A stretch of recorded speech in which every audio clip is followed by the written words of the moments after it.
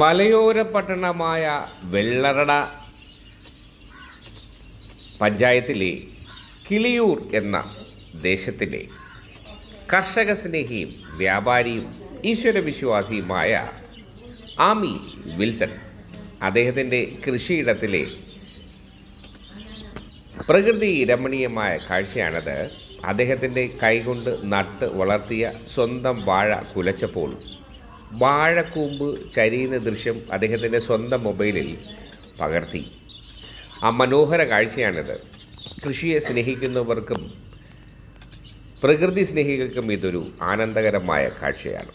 കൃഷിയേറെ സ്നേഹിക്കുന്ന വിൽസൺ അദ്ദേഹത്തിന് എല്ലാ ആശംസകളും നേരുന്നു. അദ്ദേഹത്തിന് ഒരുപാട് വിശേഷങ്ങൾ പറയാനുണ്ട് കൃഷിയെക്കുറിച്ച്.